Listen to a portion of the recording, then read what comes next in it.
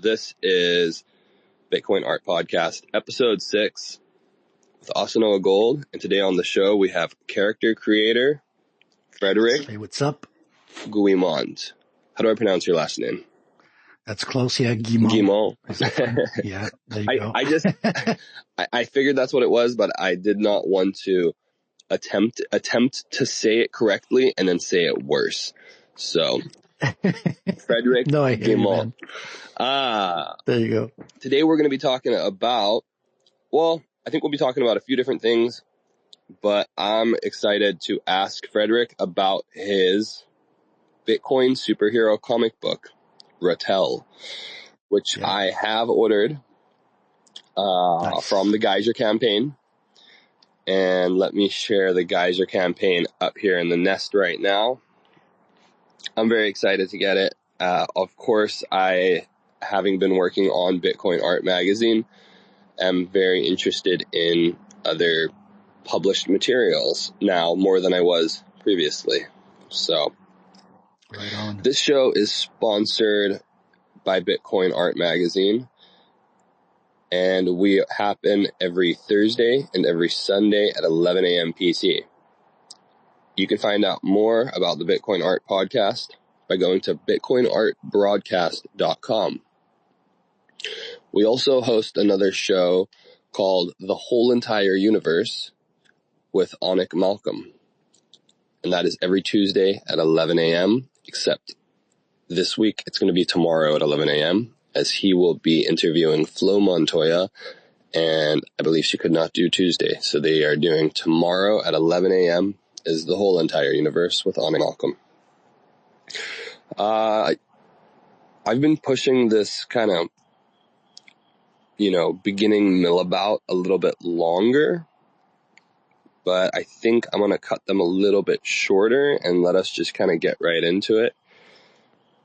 So, Frederic, tell me, I guess, let's start with, if you're willing to share with us, how did you discover Bitcoin?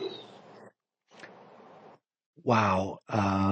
Like a lot of people, I've seen Bitcoin pass and ignored it a couple of times. I think I saw it for the first time on Slashdot, like in the early years, and I just scrolled past it. And I was like, this is the most expensive scroll I ever done in my life. Then I had a friend who had bought some and, to purchase stuff online. And it was way overpriced back then. It was $300, way overpriced, right? And so I was kind of ignoring it. And then I had another friend of mine who, about the time that I just I was fired from my, doing web development. Well, they were closing down the company, so they were just firing people left and right. But one of my friends was like, I got a code on Coinbase, man. You got to get $100 worth. We each get like $10 kickback, or maybe was it 20 at the time. And he was kind of bugging me and like hassling me to get into it. And so I eventually bought $100 worth to shut him up, right?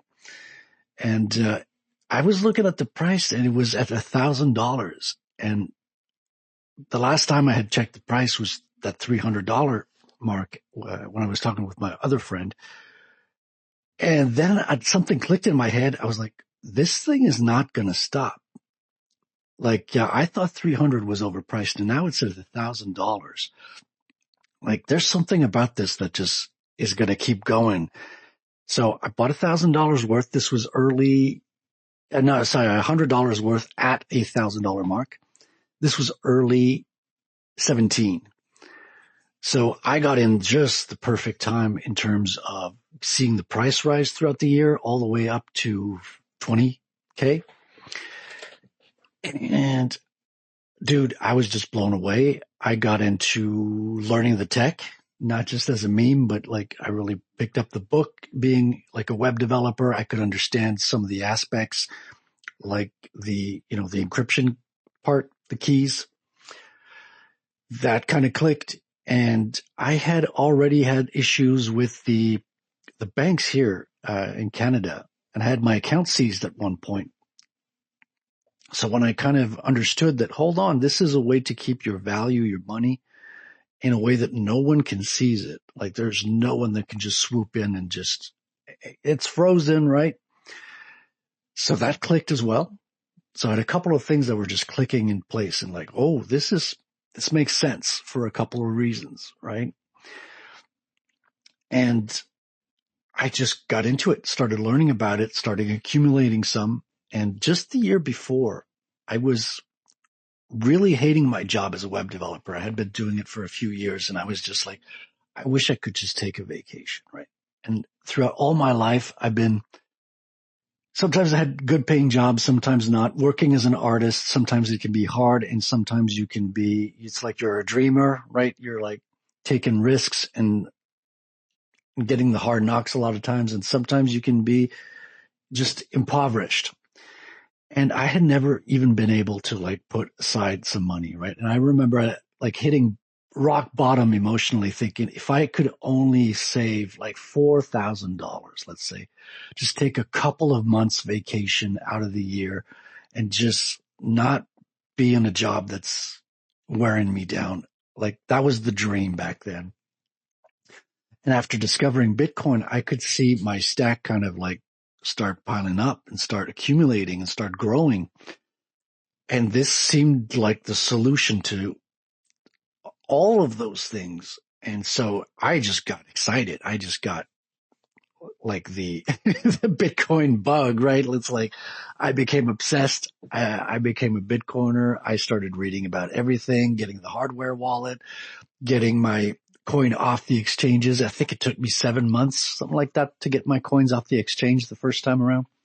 I was like, oh, I got to do a transaction. Let me figure this stuff out. And got my first hardware wallet. And early next year after that, we got the forks. All those Bitcoin Gold, Bitcoin Pizza, Bitcoin, and whatever you can imagine, right? And just getting forks of your Bitcoin was like, this is like, it really earned the moniker magic internet money. Like there was things you could do with this money that you could not do with fiat money. And it solved so many issues. And especially when you projected it out into the future and into what would happen if the whole of society adopted it, you'd be like, wow, this solves not everything, but everything in the sense that it solves the biggest pain point, which is the root of our time here on Earth. So it does solve everything in terms of solving the root problem and giving you your time back so that you can go and do the things that are important instead of being stuck in a rat race, wasting your life away. Amen to that, man. It's really cool to hear how it sounds like you quite quickly understood it. I was also a class of 2017, but unfortunately I did not, I think maybe I don't know why, but I just did not fully understand it. And so I was in and out for a while and then finally like had the aha moment in 2021. But, that's really cool. You say the things that gives you time. Bitcoin gives you time to do the things that are important in life. And as artists, I think making art is important to us. So will you tell me a little bit about your journey as an artist and what kind of art, when did you start making art? What kind of art have you been most drawn to? And just tell me a little bit about your art, maybe before you started making Bitcoin art. Right. Yeah. For me, it all started when I was almost a baby, right? Just a toddler, just a kid.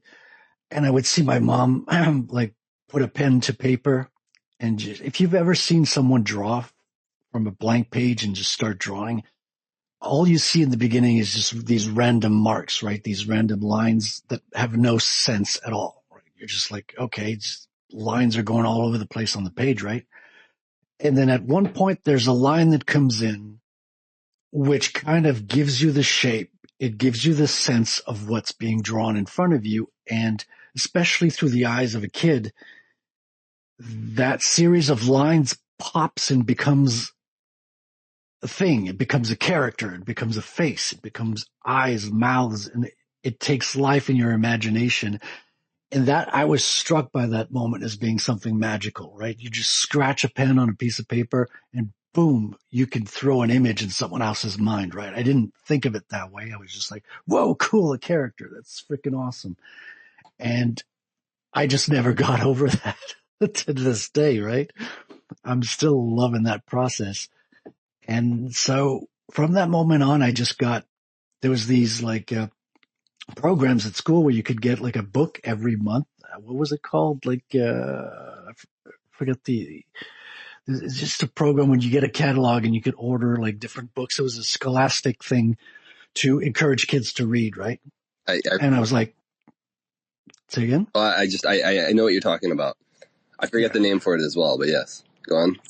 So I was like, fuck reading. I just want comics, right? So I would get Heathcliff, Garfield comics, get into that, which, is a way to start getting into the reading as well.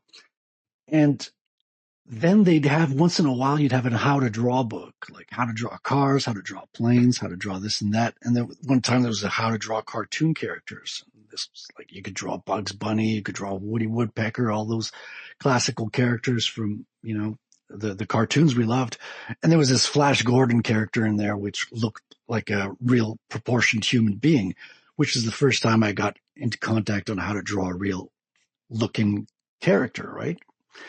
And then I really started to get into superheroes. I just love the extent to which artists could, to me, it's the ultimate exercise of the drawing skill. Like you're pushing the limits. It's like having a movie and putting your special effects in. It's kind of pushing the envelope, getting these ridiculous camera perspectives, having these insane scenes that are not possible in real life, right? You're kind of drawing human bodies and shapes that are the bigger than life, right? The women are more beautiful, more rounded, more curved in there. The men are more muscly, more heroic, and just everything is kind of amped to 11. And as a teenager, I was really getting into that stuff, like the Punisher, Spider-Man, and eventually everything that became kind of Image Comics was just my jam. And I got into that stuff. And I was like, all right, I'm going to be like a comic book artist. That's going to be my goal in life. And I started learning everything I could, practicing. I got art classes on the weekends, stuff like that. And then I applied to New Jersey Joe Kubert School of Cartoon and Graphic Arts. I was accepted. They were like, we're you're one of our top 3 candidates. We're looking forward to having you with us. And then I talked to my parents about that, and they're like, yeah, we can't send you to the United States. We can't send you to school to New Jersey. What are you talking about? My parents hadn't even finished high school, and here everything's kind of paid for by the government. So there was no school funds. There was no budget for sending me to school, and there's no way to pay my rent in New Jersey and things like that.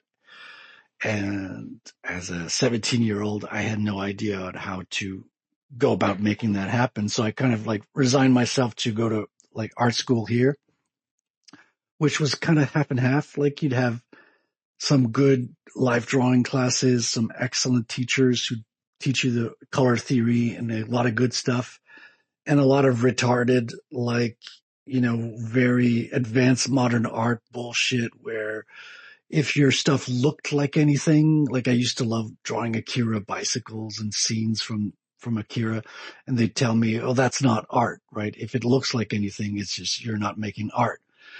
That's illustration, and we're going to fail you. So I was failed from classes for drawings, for actually having drawing skills, so that was a wake up call as well. So there's a whole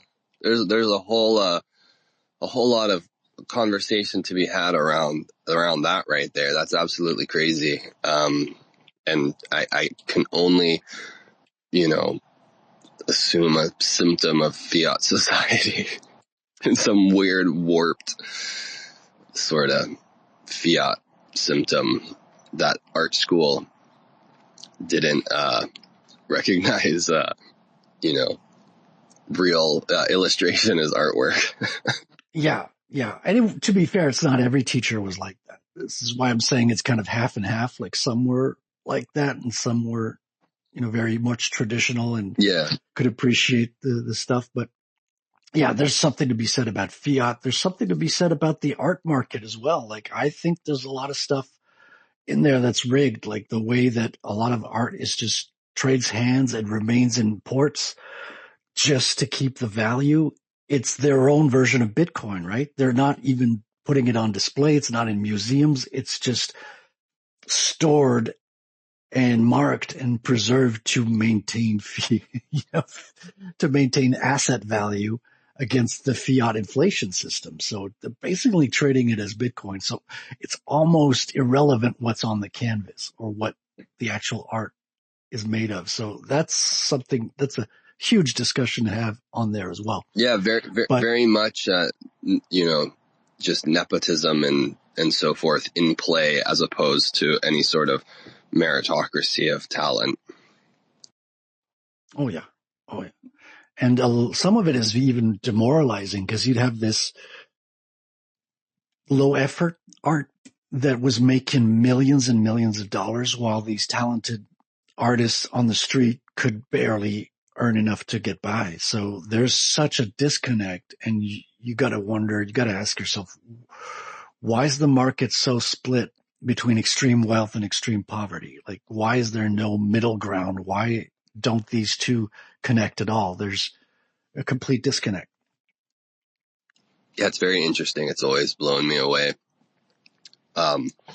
Just going down to somewhere like Venice Beach in California and seeing some of the street artists down there, or the guys with their blanket on the ground, drawing on the backs of broken skateboards and selling these, the most talented, absolutely phenomenal pieces of art for $20.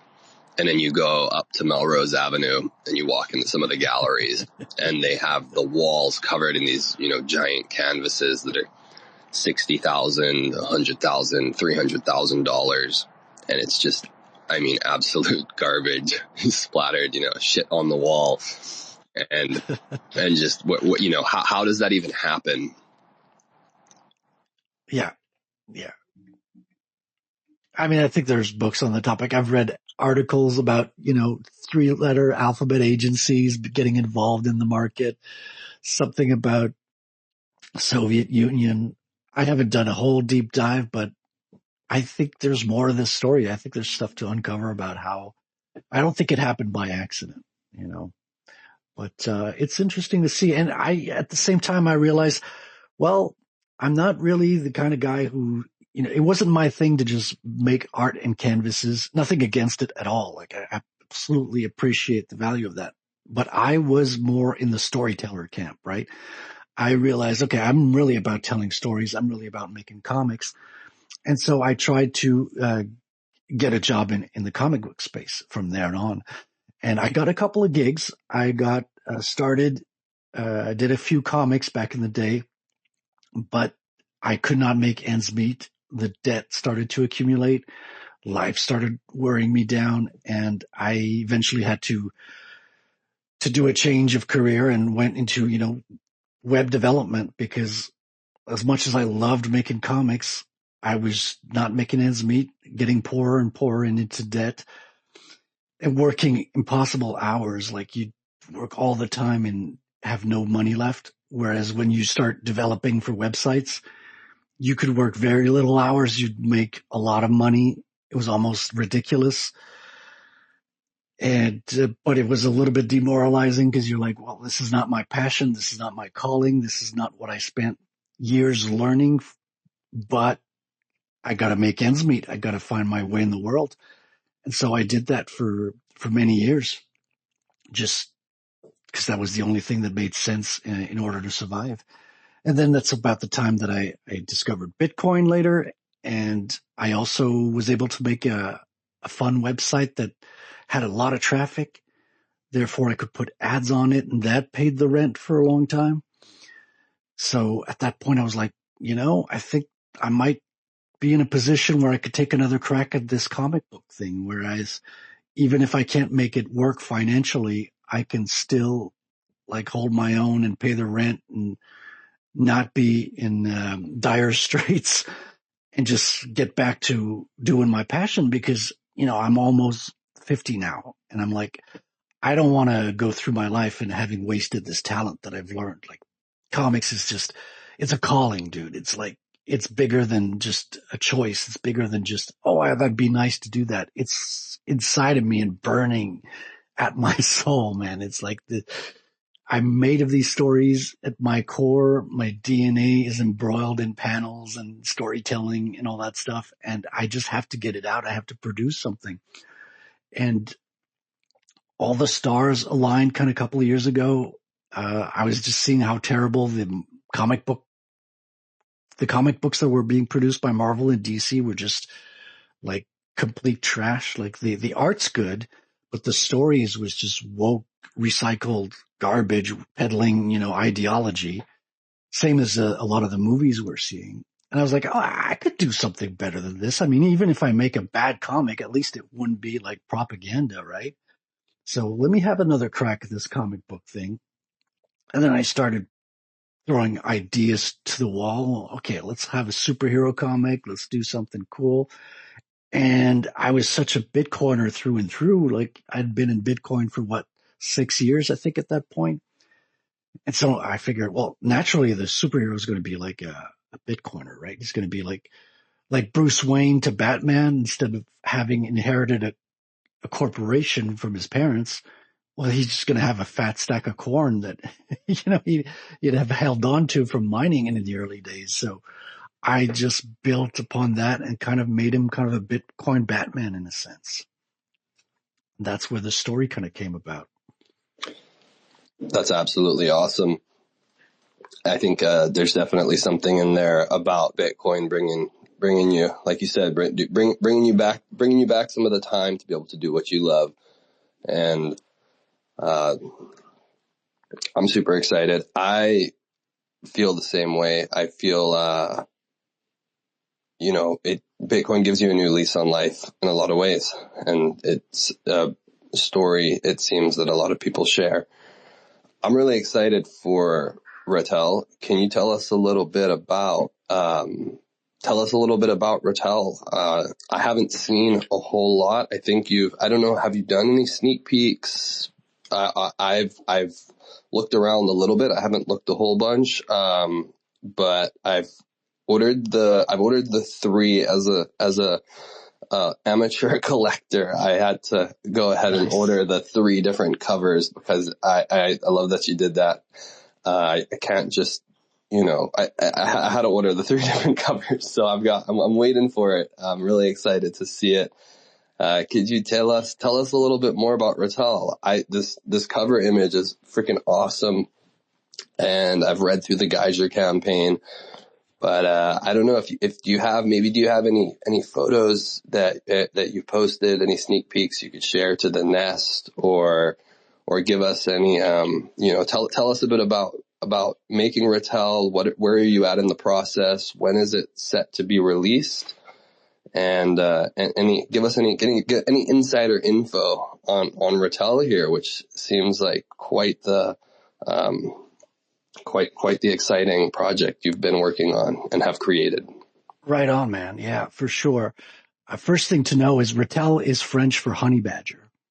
So the first obvious thing when you think of making a Bitcoin superhero is like, well, he's going to be the honey badger, right? It seemed a bit too obvious to me, and there was a lot of honey badger everything already. Like that's the first thing everybody jumps to naturally in Bitcoin. It's such a powerful mascot, man.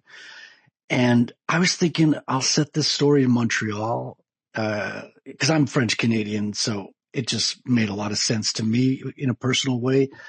And so I didn't even know what the French word for honey badger was. And when I learned it, Ratel sounded cool. I'm like, okay, this is a short name, 5-letter word that can look good on a cover page for a comic. And I kind of went from there. And the settings in Montreal, a lot of Marvel superheroes are in New York, as DC have their own cities like Metropolis and Gotham. And I figured, okay, well, this guy's going to be in Montreal. Montreal, first of all, I lived there for 8 years, so I know the city. And second, it actually is relevant to Bitcoin because a lot of the block size wars started in Montreal. Bull Bitcoin, which is an important exchange, got its start in Montreal. It started as a bills, BYLLS, where you could actually pay your bills through, sending your Bitcoin to an address and all that. And living in Quebec now, so I live about 3 hours away from Montreal, but a lot of the bull Bitcoin crowd are actually living near here, and we see them in the meetups and all that. And they've actually been very supportive. They've sponsored the first edition of the comic. You'll see nods to bull Bitcoin in the comic as well.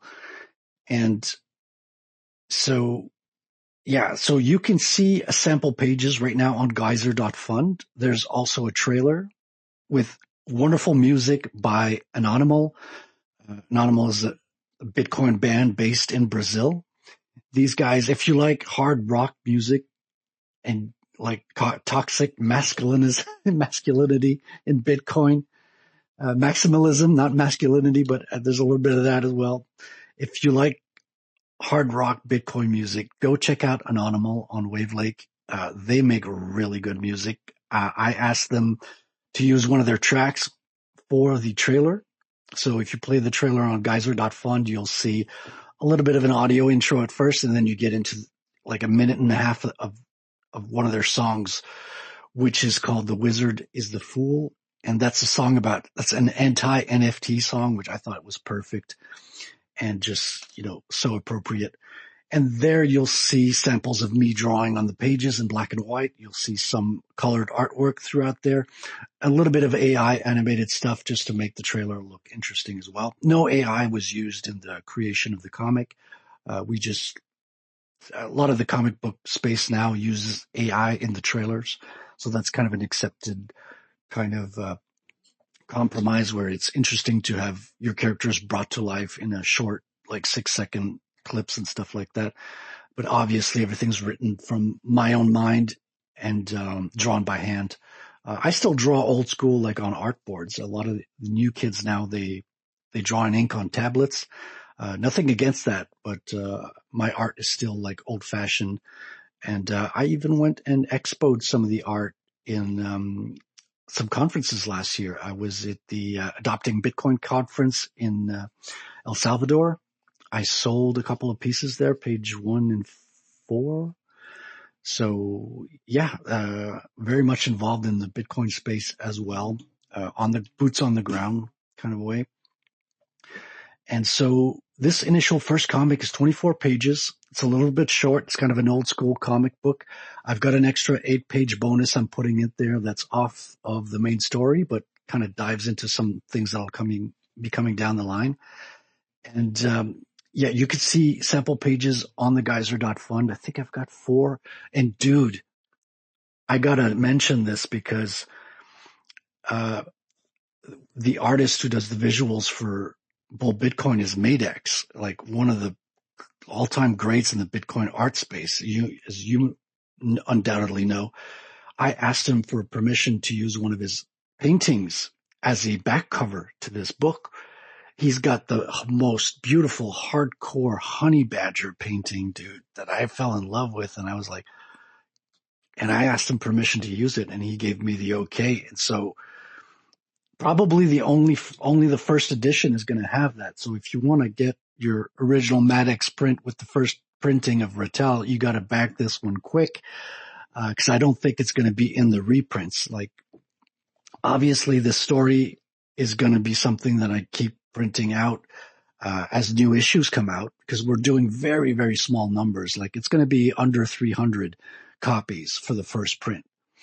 So they're going to be selling out, not online, but through conferences most likely. And once they're gone, well, it's going to be second print or third print. And I might not have a Madex on the back cover back then. So I implore you, if you love Bitcoin art, get it while you can right now. I know I'm making a pitch here, but it's true. I am so in love with that image. I think it's so cool. I'm going to have to keep copies for myself for that for sure. We're not saying that it's a good investment. We're just saying that you should probably get the first edition. Okay. In case it catches this is on, not, right? yeah, just in case. This is not financial advice, but you should probably get the first edition just in case it catches on. Yeah. So, same for Exactly. Bitcoin Art Magazine, right? You should probably get the Genesis edition, even a base issue. You should probably get one just in case it catches on. That's really exciting. That's super cool. I think, but both what you're saying, both the fact that Bull Bitcoin has been so supportive and also having that MadeX art, which I guess he's an extension of Bull Bitcoin. So big shout out to Bull Bitcoin. Bull Bitcoin is one of the sponsors of Bitcoin Art Magazine. So we've got a really beautiful ad page in the Genesis edition from Bull Bitcoin, ad page that MadeX designed. And then of course we do feature MadeX in there. And so there's MadeX is really sweet. We've got the MadeX manifesto in the beginning of the Genesis edition of Bitcoin Art Magazine. And so, that's really cool to hear. I'm excited. Thanks. I didn't know that. Is that going to be, will the MadeX piece, it'll be on the back cover of that's the back first cover, edition here? Okay. So I will be getting that with my Geyser order. Yes, so all 3 copies, because there's 3 variant covers, as you mentioned. So all 3 variant covers have the same MadeX back cover. Okay, I'm very excited. Yep. Awesome. This is so cool. I think this is super exciting. I think that physical print publication is so special, and it is absolutely a dying, lost art in today's age. You mentioned comic artists using AI, and it makes sense, I think, in a lot of ways with production illustration. Why wouldn't you use a tool that is so helpful? And it's at the same time such a double-edged sword on overusing it and just, losing the human soul in a project, and so it's a fine line. I think you said that you haven't used any AI for this. Is that correct, you say? Yeah, so for the production of the book, there's no AI. I mean, I love drawing, so I'm not going to delegate something I love to a machine. Yeah. But, and same with the writing, it's all stories that come from my head. I've got, beta readers who've helped me both in the writing space. So people who understand the art of writing very well and can point out any flaws or any missing, elements in the story. And I also got my Bitcoin beta readers who can ask questions like, well, did this model of miner exist back in the year that the character got started mining? Are these elements, trying to catch any errors I might make in the chronology of Bitcoin as well. But the only elements of AI that are used are in the promotion of the trailer. So animating some panels, giving them a little bit of life in the trailer. And that's not something that's being sold, right? That's just promotional material. I think that's so cool. I want to ask you a little bit about the process of creating a comic book. I know basically nothing about it, but with Aladdin, with Bitcoin trading cards, he's working on a comic book that's going to go hand in hand and help tell the story of the project, the trading card project, Satoshi's Heroes, that he's working on. So I help him with some stuff. I'm kind of I would say honorary art director of Bitcoin trading cards, but I do graphic design for him. But so I know a little bit, just a little bit recently regarding comic book creation, but I want to ask you some questions about that. But I first want to just say that I think that in the coming years, we're going to see, and I read something last night that, I won't post it in this, but basically it was just a post someone had made just talking about AI and mediocrity and how AI is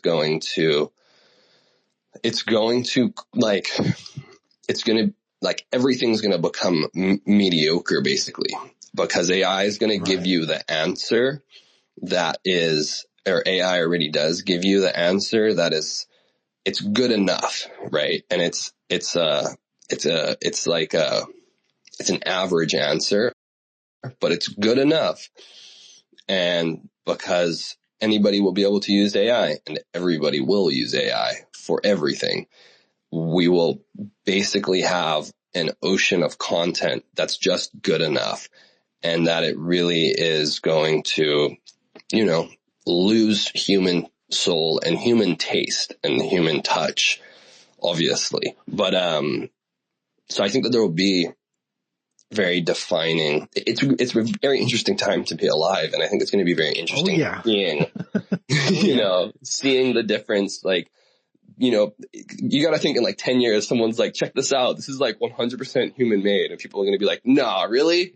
Is it? And you're like, no, this is 100% human made. They didn't use any AI, and it's going to, like, that's going to be a thing.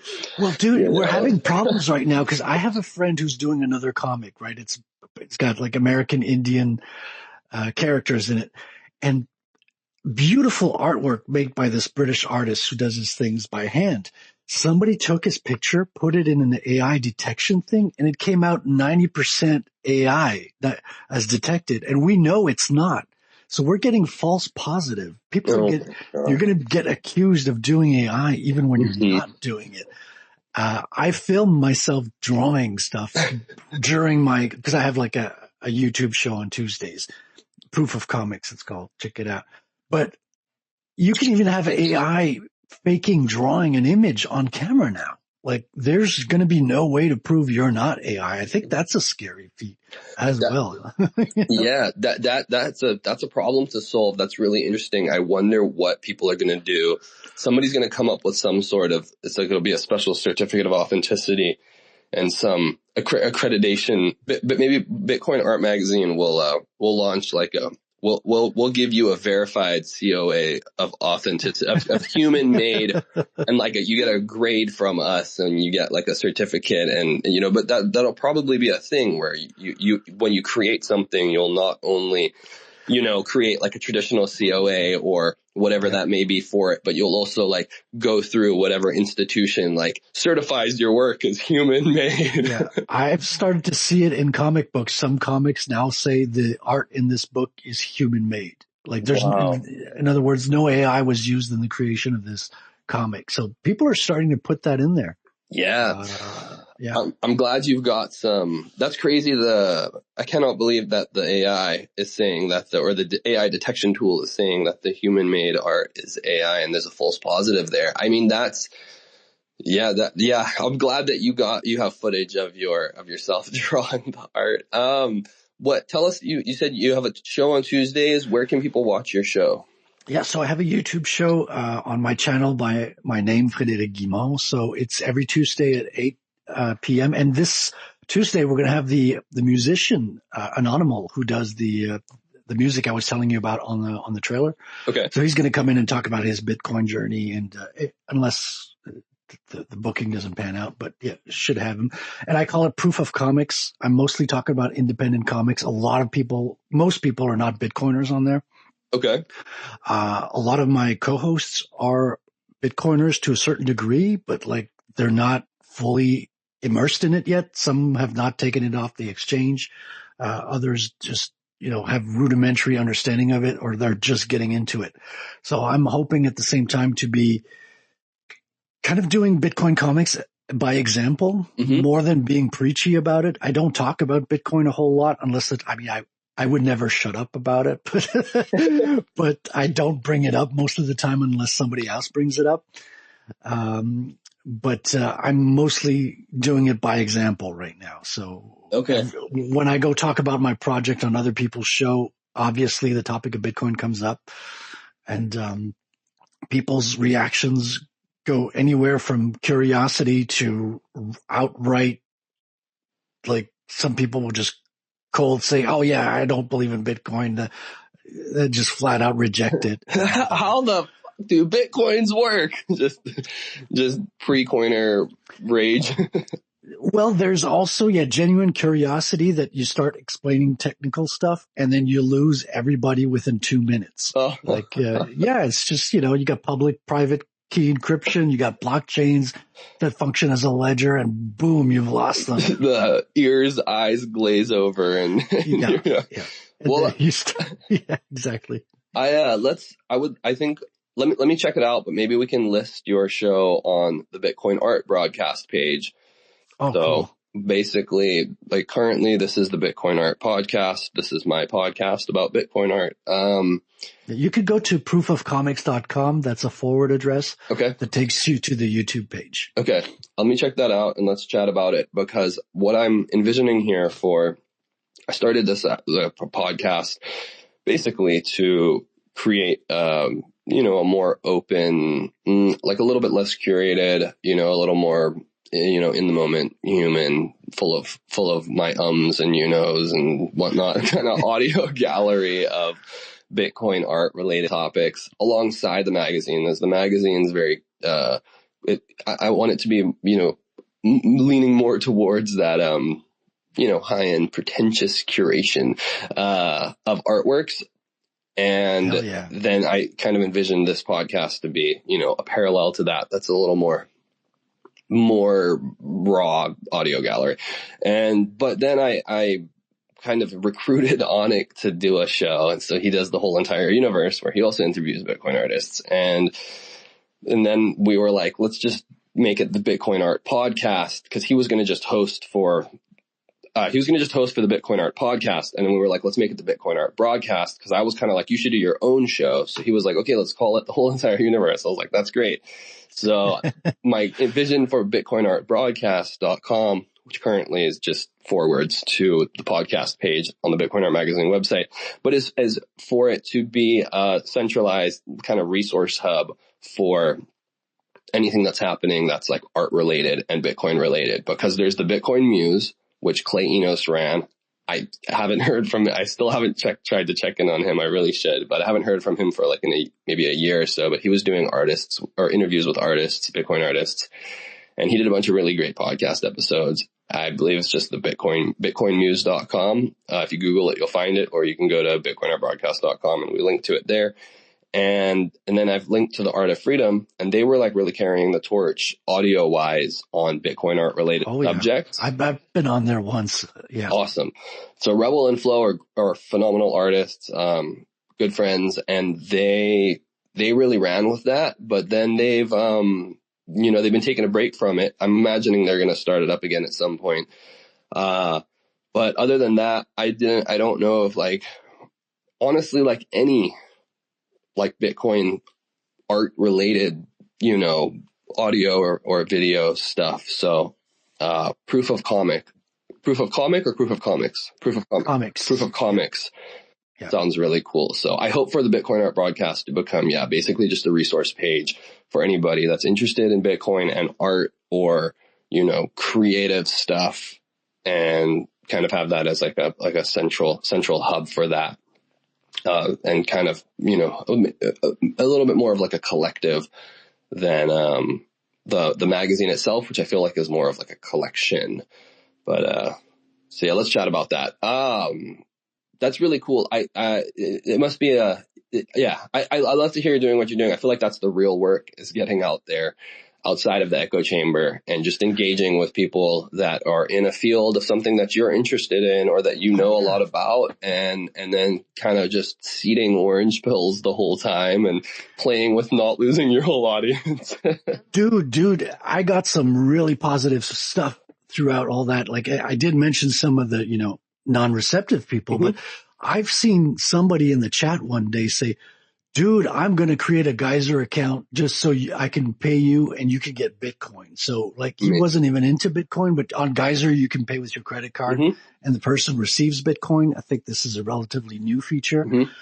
And he was like, I'm going to create a Geyser account just for this project. And I was like, oh, dude, that's one of those things where it's like the first time I heard somebody on Nostr, because some people go on Nostr for the anti-censorship, and they don't even know about Bitcoin. And they're like, oh, what are these zaps? oh, this is Bitcoin. Oh, this is cool. And people are getting orange pilled in Nostra. I never thought that could be even possible. And so, just talking about it and going as an example, it's orange pilling some people or giving them at least their very first contact. Remember, like a lot of Bitcoiners, you got to get in contact with Bitcoin a few times, go through the cycle of, wow, this is a scam, or like, it's not for me, or I missed out. It's too pricey now, to holy shit, I got to get in now before it's too late. Yeah. So hopefully we can get their process started by, confronting them a little bit with the reality that this exists, this is a thing. And other people have been seeing me crowdfunding, because I'm doing my crowdfund half and half, right? So I've got one on fundmycomic.com, which, I don't mention when I'm with Bitcoiners, because Bitcoiners want to go the geyser.fund route. But I've got like 1,400 raised on Fund My Comic, and I've got like 1,100 raised on geyser.fund. So it's almost half and half, which is incredible. And to be able to do the crowdfunding and compare and contrast, it raises a lot of people's eyebrows. Like, wait a minute, you're getting a lot of people are really giving you Bitcoin for a comic? Like it like gets people's gears going in the fiat space. They're like, what? I think it's so cool. It brings to mind a little bit of just I don't know if you've ever read the Bitcoiners Are the Remnant, The Masses Don't Matter, the article by Alexander Svetsky, but he talks about a piece written by Albert J. Nock, and it's The Remnant, and there's a few interpretations of it, but basically like you're planting the seed for people, even if you're not, which I think sometimes is more effective than trying to go out there and like orange pill people, is like you just doing something, just being a Bitcoiner, engaging with Bitcoin, interacting with it, being knowledgeable about it, but then interacting with, pre-coiners in whatever, meeting them where they are with something they're interested in. And in this case, you have a shared commonality, which is comics and illustration and artwork. And then just like seeding them. And, you don't ever know, but, I wonder, I can only imagine that there's some amount of people that, tune into your show or talk to you, and, it plants a little seed, and it might not be today or tomorrow, but maybe in a couple months, they, dig into Bitcoin, get into Bitcoin, and that seed was, kind of in the back of their mind. And it's interesting, in The Remnant, it talks about how the remnant will, spread the message or preach a message, and people will take that little seed and then they'll make it their own. And they won't always remember where it came from, and they might not remember who told them or remember really anything about like where they got it from, but just then suddenly they'll realize like, oh, I know about this thing. And it adds to that familiarity that like helps make a new subject feel less alien when we pull it from like our own, knowledge base in a sense. And I think that that's super powerful basically in what you're doing there, where, someone is talking to their, other comic friends someday somewhere. And then they're like, oh, I actually know a little bit about, Bitcoin comes up, and they're like, oh, I know a little bit about it. And then they're the one who knows something about it. And they might not even remember that they heard it on your show, but that is where they heard it, and they got one little snippet of something. So yeah, 100%, man. I see this as kind of having a double function. First of all, orange pilling people who aren't into Bitcoin yet, and also giving culture to the next generation of Bitcoiners. Like I see people bring their kids at Bitcoin conferences. Kids don't have a lot of things to do or to purchase in a conference, but you see a comic book, it's like, oh, that's a cool thing. You can read that on the plane, come flying back and stuff like that. And they're getting into contact with Bitcoin being useful for a superhero. Bitcoin is actually cool. It's used in a way that's kind of dramatized in a really fun and exciting featured way. And because you really get into the head of this Bitcoin maxi guy, because first of all the notions of time in the comic book is delineated in block height, right? So I always akin it to like Star Trek when, Captain Picard would be like Captain's Log 2598, except every scene is like block height 9786356. So all the settings. So you don't need to know which time it really is in real life. But if you want to, you can go to time chain calendar, enter the block height, boom, it'll tell you to a 10-minute, approximation exactly when in the story this takes place. And so you're diving straight into the head of a Bitcoin maxi. You're seeing the world through the eyes of a Bitcoiner. So even though you're not being preached to, you are in contact with this character. And there's so much overlap, dude. Like, especially there's something called Comicsgate on YouTube and Twitter. These are people who've been like banned, canceled from the mainstream, that's gone totally woke and totally left. So we have people that are based a little bit conservative and just don't like censorship. So there's an overlap in the Venn diagram of the values of Bitcoiners that they're just ripe to, I feel like if I introduced them to my Bitcoin friends, they'd get along and they agree like on a lot of things. And so I think this is the Venn diagram of, comic space, indie comic space, and Bitcoin. Yeah, it's really crazy to think how much art, illustration, comics. I know, it's funny. I was actually thinking about it. I think it was just last night how I was walking out of the grocery store and a guy had a Goonies shirt on, like a Never Say Die Goonies t-shirt. And I just had this moment where I was thinking, I wonder like if and what in like 20 years people are going to be like, oh, that was my cult classic. And like what of the, garbage that they're creating today is going to be that for people. And that I wonder what it's going to look like. And it's, it's very bittersweet and kind of sad because a lot of the stuff most 90% of the stuff I see right now that comes out is it's atrocious. And it's like you said, it's some weird, I don't know, just some weird freaking woke, agenda. Like this, there's no good morals in this story or there, it's just weird, really twisted, bizarre, media that's created from a lot of these big companies that were, I think, a lot more based back in the day and were, telling better stories. And so what's it going to look like for, people who are kids right now? Like what's their cult classic? Like what are their cult classics and what are they going to be?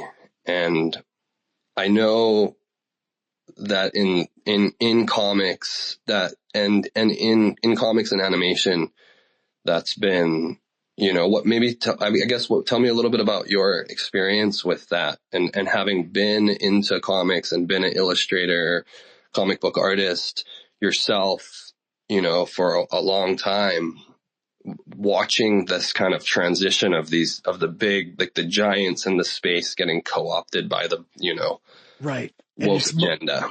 It's only the, English American space that's been co-opted. Like their European market is untouched and the Japanese market is like based as fuck. And the Japanese market, the mangas are outselling American comics here in America. So like the kids are finding stuff that they like. It just happens to be Japanese. Cause you've got like Marvel Comics and DC Comics now belong to Warner and Disney.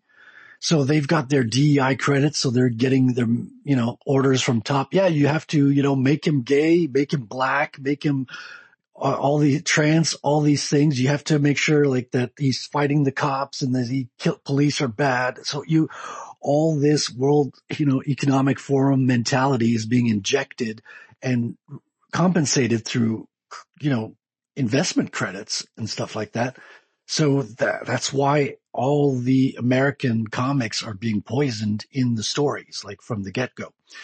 Mangas are not getting that, and the European market's not getting that. So their books are still very strong. Now we don't have the European market here.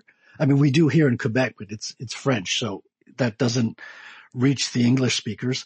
But the manga books, kids, that's what they're buying. If you go into any bookstore, you got like shelves and shelves of manga books out there, and kids are loving it. They're all watching the animation as well. So it's just gone to Japan for the moment because our stuff is being co-opted everything's been bought off by corporations. Now, when you say there doesn't seem to be any good stories, I see tons of good stories. It's just that they're being done by indie creators and they're getting no visibility, right? There's no distribution. They're selling their stuff through YouTube and Twitter. So they're selling to a very small audience, kind of like I am here today. But they exist. They're out there and, like a seed in the ground, man, it's going to get watered slowly and eventually it's going to, get some sunlight. But, a lot of people are kind of like a blood in the streets mentality where, yeah, the comic book industry is suffering a lot, but there's stuff being made that you're going to hear about in maybe 5-10 years.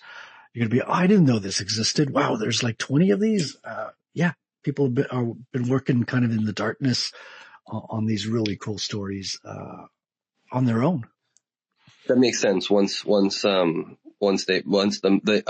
more of the indie projects get the momentum to gain notoriety. It's interesting you say the manga is so popular and the kids are going after it. Do you think that the kids they can tell there's something wrong with the woke corporate Western or American West,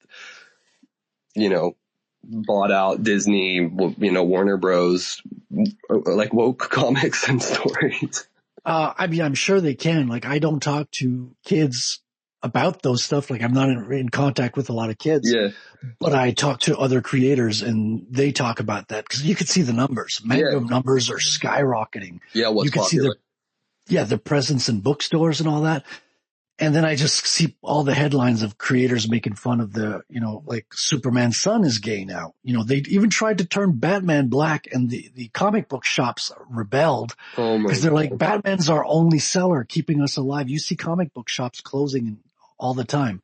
So this is a dying distribution model. And I think it's probably going to go the way of European bande dessinée. It's probably going to comics are going to end up being sold in the bookstores, I think, at one point, and we might see less and less specialized shops. Mm-hmm. Maybe the monthly model is going to disappear and it's going to be like finished stories on the bookshelf instead of, old comics that we used to see every month. So I think the model might be changing. The model, because it's in a state of crisis right now. So it can't keep going the way it is because it's dying.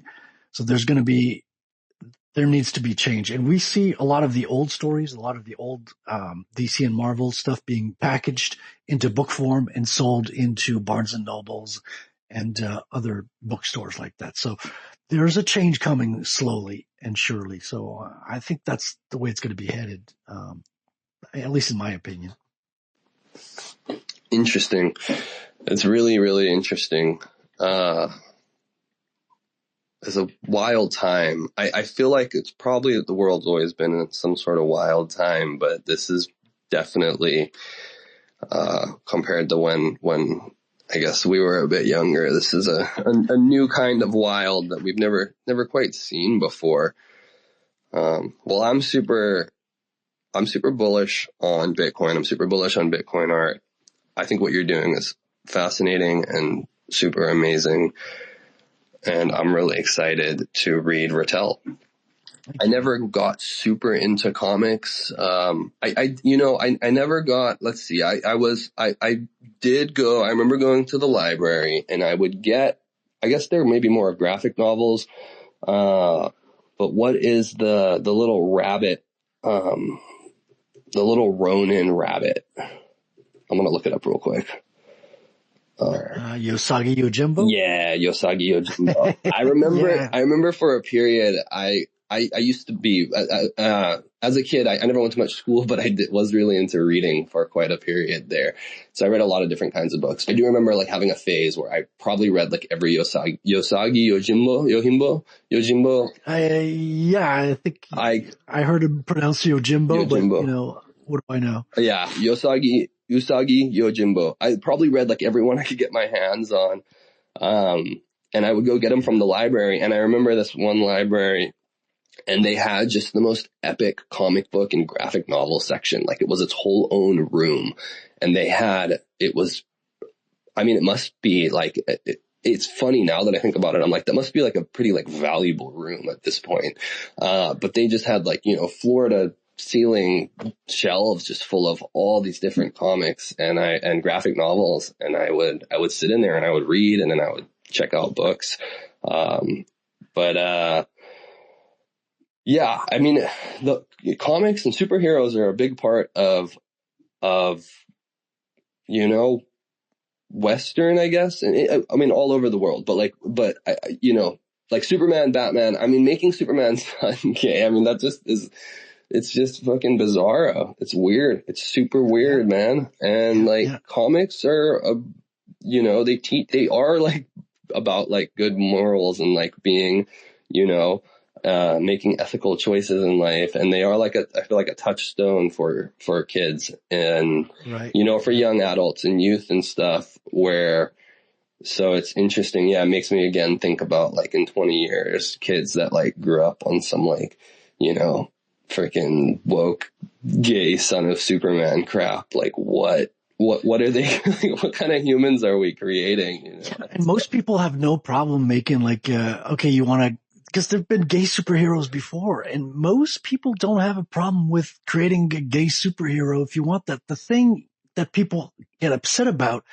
is changing a character who was established as something, and then turning it into something else. Because we especially when you look into the World Economic Forum stuff and all those, BlackRock investment, you understand that they're not here to entertain us and sell us a product we want.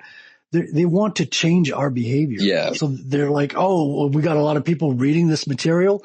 Well, we're just going to put propaganda in there and make them into, change their behavior so they behave like the future, beings we want in our, one world government world, dystopian universe. And that's what they're trying to do right now. And it's backfiring because people are disconnecting. They're going to manga instead. They're going to other stuff and they're just tuning out. They don't want this. People can tell it's propaganda and they're just, they're not responding to it. Yeah.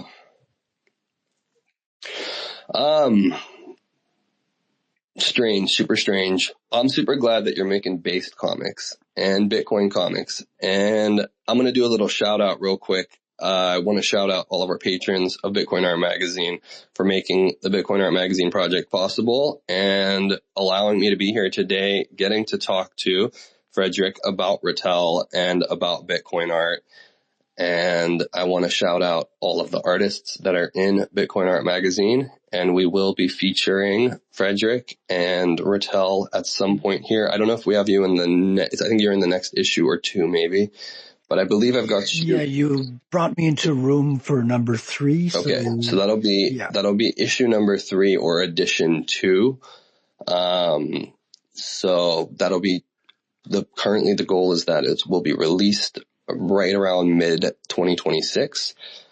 And if I have space, I will bump you up to edition 1, and I am starting to collect the content from edition 1. And if people aren't providing what I need in the right amount of time, then I will be bumping people back. So there'll be a little shuffle around. So if I get the space, I'm going to bump you up to edition 1. Otherwise, keep an eye out for Frederic and Ratel and whatever he's working on at that point in time in edition 2 of Bitcoin Art Magazine. And I've got to shout out all of our sponsors who also have helped make this possible and have bought ads in the Genesis edition of Bitcoin Art Magazine. So if you're listening to this and you get your copy of Bitcoin Art Magazine, go and, check out our sponsors. I want to shout out everybody who's listening right now and just say thank you for tuning in today. And I want to say thank you to Frederic for coming up here, man, and talking with us today. And thank you for doing what you are doing. My pleasure. Yeah. So, let's see. I've got a couple more questions here. You're Canadian, but a lot of your audience and collaborators are American. How does being north of the border actually shape the way you approach both the art and the economic themes in your work? And maybe tell us a little bit about your just experience of the Canadian landscape right now. I see bits and pieces here and there. And I feel like there's, just kind of a lot of parallels as many Western, countries right now with not, I guess, you tell me a little bit about, isn't there's some kind of Bitcoin crackdown stuff going on up there? I haven't gotten wind of any crackdown.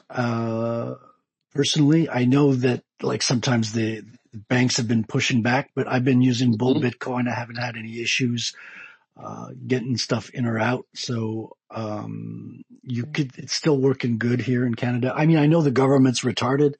Like we've under a liberal government for 10 years now. They've always been anti-Bitcoin, but Bitcoin's made to function whether it's legal or illegal, whether the government loves it or hates it. TikTok next block. So that's still going forward. Now, the way my culture's kind of influenced the art and the economics, well, the art a whole lot because the story takes place in Montreal. The setting is very much in Canada. So you're going to get a glimpse of what it's like over here. I mean, it's not too different from the United States, but there's things that are different. And, it's a French Canadian culture. So you got, especially Montreal, it's French and English. So you got a mix of both. So that's going to give a unique perspective. And as far as the economics, I'm getting the books printed in the States because most of my clients, I reach them through YouTube and Twitter. And almost 100% of them, well, I mean, maybe 90% are American. So I'm getting the books printed down there and distributed down there because the mailing Canada Post system is horrendous. How many stuff I've ordered and I still haven't got is just, it's infuriating. But it's still going to be available in Canada as well. I'm going to have stuff distributed here regardless. And I'm probably going to have copies for, conferences that I attend. Now, which one will those be? I don't know yet. Probably the Montreal Bitcoin Conference. And maybe if I go back down to El Salvador or any other conferences, I'll bring a few copies as long as they're available. Once I run out, then it's going to be like a reprint further down the line. So that's kind of the way the economics work, because we don't know right now. There's tariffs are changing kind of month to month. And the Canadian government is like full on hostile to the United States. So we have the most retarded leaders. I'm almost looking forward to seeing them crash it faster. It's like, okay, let's accelerate the takedown so we can move past this and start rebuilding. Let's get to rebuilding. Just burn it down, burn it all down. Yeah. So, because they're doing all the wrong things, right? So they're heading us toward communism, multiculturalism to an extent where it's just, beyond what can work with the society we have. So we're in a state of crisis, but everyone is kind of pretending that things are fine, which is,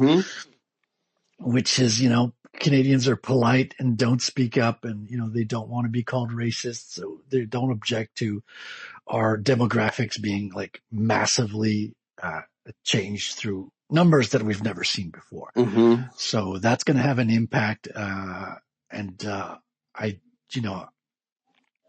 It's kind of a day-to-day thing. I'm hopeful because I have Bitcoin. But at the same time, I can't focus on all these problems because there's so many of them and that stuff is just downright depressing. So I just try to focus on the things that are working and try to build on that. And at the same time, I see a lot of Bitcoiners leaving the country. A lot of doctors are now leaving the country because they're now being paid, for the money they're going to be bringing in. So they can't attend to patients the way they used to. They have to cycle through the patients as fast as possible to get the money cracking in. So it's an insane world that they're building. They're just throwing all the good sense out the window. And I got to focus on the light. I got to focus on the stuff that is positive. And that's Bitcoin and Bitcoiners and people who, like you were saying, the remnant, right? The few people that understand what makes a society function and that are building a better world, whether it's here in Canada or elsewhere.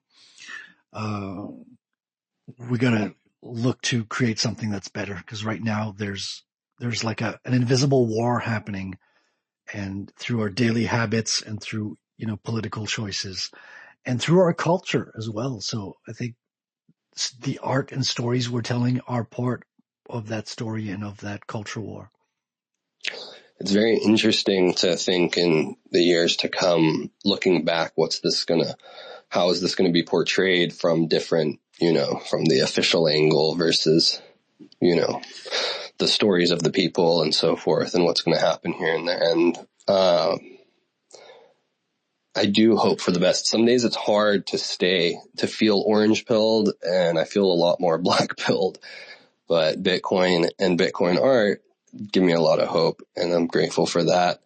Would you say that you feel where you're at? Do you feel like you have a good in-person network? You said you go to meetups and stuff of people who are on the same page as, us in your area? Yeah, I haven't for the last year because I promised myself I wasn't going to because I did a lot of conferences last year, and then at some point I was like, okay, I got to finish the book. Yeah. So I can't, I stopped going to conferences. So I did no conferences this year. I went to no meetups either. So okay. I've just been focusing on getting the book done. So I've been mostly in a circle of comic creators online, for the past year, trying to get the word out. As I'm drawing, I'm literally drawing while I'm on YouTube shows. So that's my excuse, is I'm getting stuff done. But it's in my future. Like, I'll be going back to meetings. I'll be going back to events. That's coming down the pipeline as well. Cool. And so to see some of your drawings and get more of the inside scoop, we got to tune into your show on Tuesdays. What time did you say it was at? 8 p.m. Eastern. Okay. So every Tuesday. So we're going to have a Bitcoiner this week, and other weeks we have, and you can see all the shows of the past. So a lot of based, conservative, interesting creators who are making their own comics. So if you are into comics and are sick of the mainstream stuff, there's a lot of creators out there who are trying to get their work out, and they're crowdfunding their stuff through YouTube and Twitter. I feel like, I don't know if it exists, but I feel like we need like a basedcomics.com central repository where you can go and find, all of these more based comic creators. It sounds like you say your channel is a bit of that. Have you thought about, or do you have any kind of like lists if someone wants to, maybe if anybody has like a kid, or, maybe a little bit older kid, but like, or any age of kid, do you have any kind of like lists of like comics that you recommend for parents who are based and want to encourage and influence their kids to be reading, material that's not been co-opted?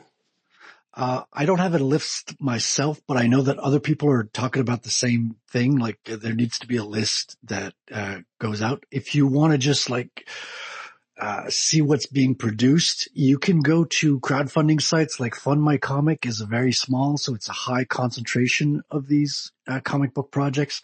There's also a lot of stuff on Indiegogo, although Indiegogo just got bought out and kind of the interface has changed and stuff, so it's harder to find stuff on there. Okay. But if you get into like the YouTube shows, it's just a network. It's they're so close to Bitcoiners in essence, because they're a decentralized network promoting each other. So they're all small shows promoting each other creators. So you have creators who have their own shows, inviting other creators, talk about their project when they're crowdfunding, and just supporting each other through these networks. So once you get to learn one or two, you kind of get pulled into the whole mesh of it, and you start discovering really talented people. A lot of them are old professionals from Marvel and DC who are just making their own stories, and they're taking the time to make the best art of their life and telling the stories that are coming from their heart instead of just stuff that's being pushed down from corporate headquarters. From somebody who is in a suit in an office far away. Exactly. Okay, well, check it out. Let me know if at any point you do compile like an actual list. I think that might be a really cool resource for anybody, but especially Bitcoiner and Bitcoiner parents. I would like to, have a lot of like ideas and dreams for Bitcoin Art Magazine, but I think that providing, like, that would be really cool to be able to like link to or have some more, like we're working on the resources section on there for just like general Bitcoin education. Shout out to Kisa, senior editor of Bitcoin Art Magazine and author of the simplest Bitcoin book ever written. And so we're working on like a more robust resources section that we will have for Bitcoin education.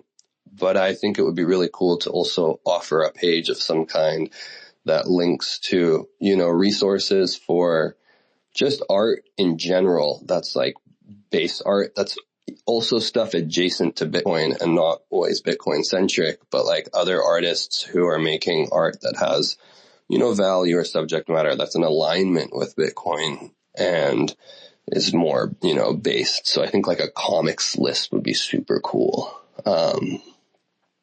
So if you ever, when you have some time or if you ever want to chat about that, hit me up.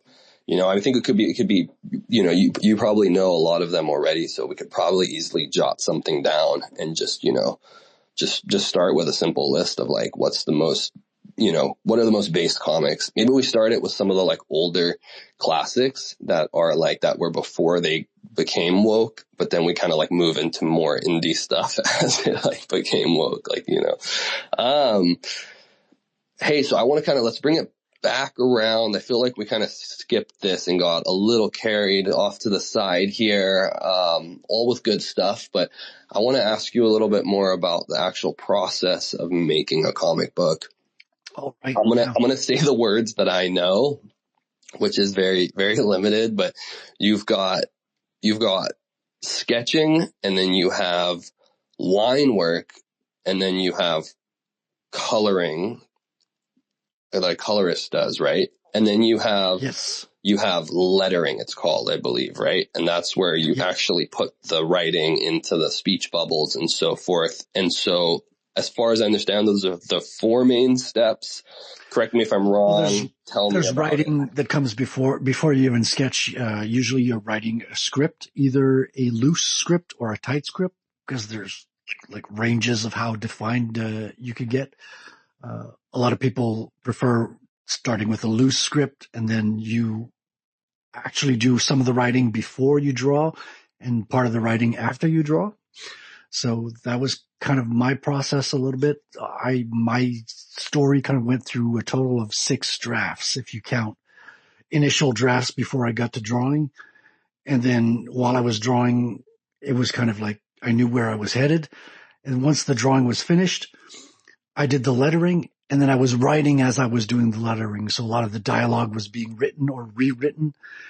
And then I got beta readers to review the stuff before. So my initial drafts, I was getting people to read it and comment on, okay, you're missing this, the structure. We need to define your character. You need to name your character. You need to add this, just to make sure the story's complete, because you always have blind spots as a writer, right? And then once the book was drawn, I lettered it in black and white while it was getting colored. I do like 90% of the book myself, but I have a colorist who's also a Bitcoiner, by the way, and he's doing the colors. And while I was waiting for him to finish the colors, I started lettering over the black and white stuff, and then just replacing the black and white with the colors as I was getting the files in. And even during the lettering process, I'd get other people to read the almost finished version. And there'd be questions like, why is this happening here? Did you forget to define this? And then you reword the little lettering as well to kind of fine tune it towards the end. So there's before and after the writing process.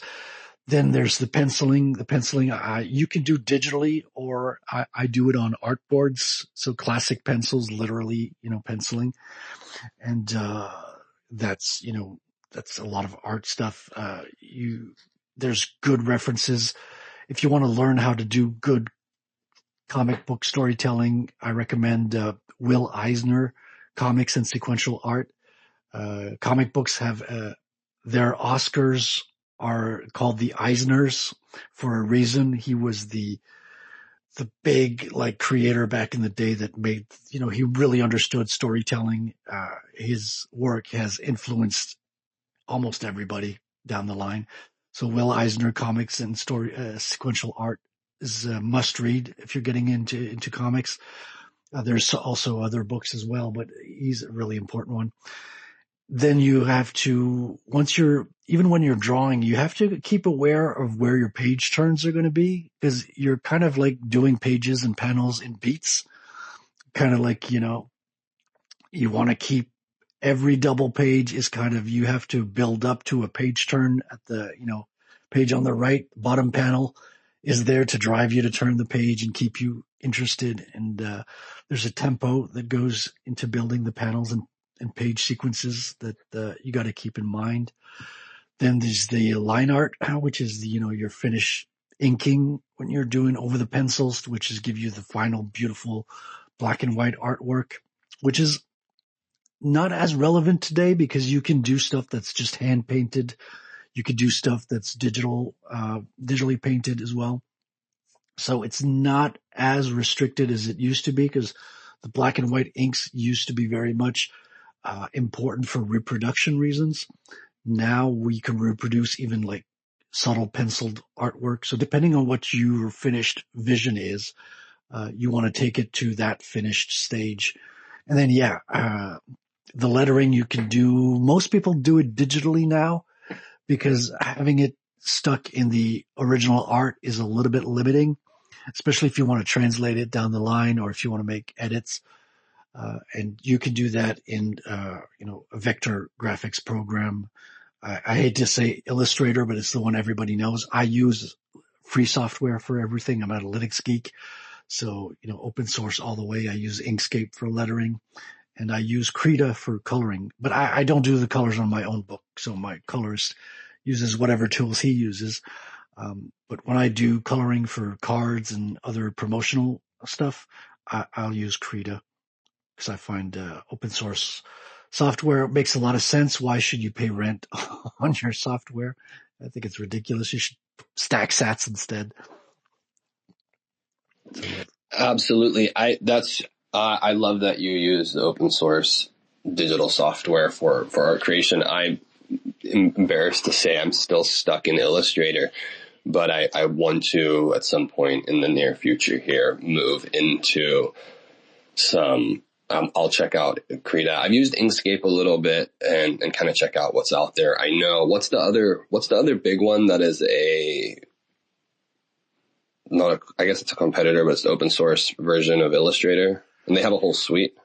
I'm going to try and see if I can find it. You have like,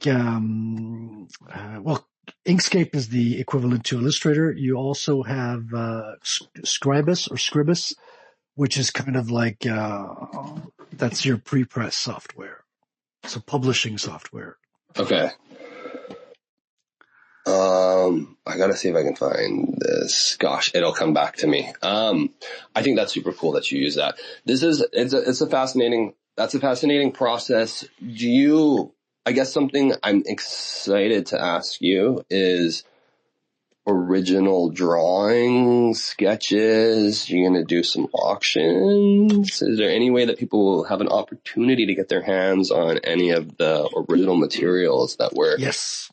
So okay. I've already sold about I think a quarter or a third of the first book is already sold.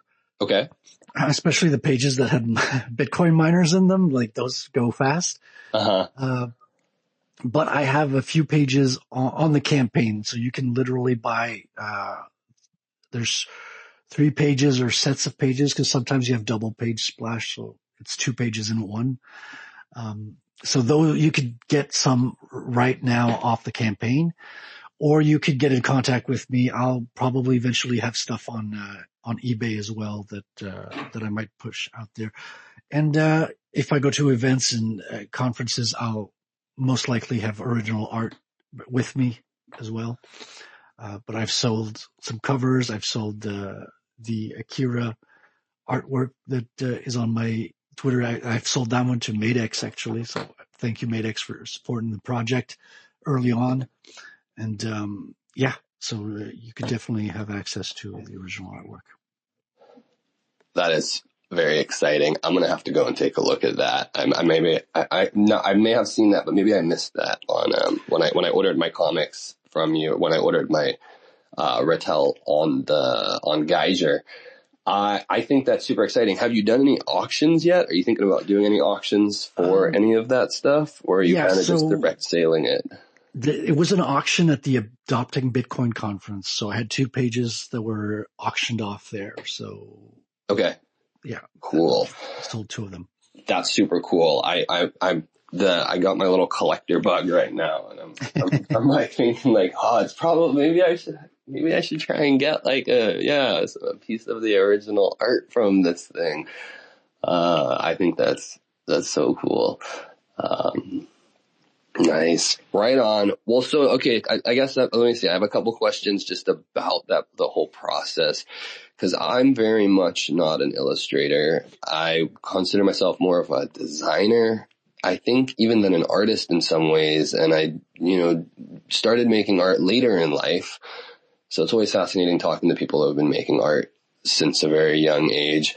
And I started making art with like geometric shapes. I really like sacred geometry and patterns, and I'm not very good at drawing figures or human shapes. So like what you do is absolute, like it's like magic to me.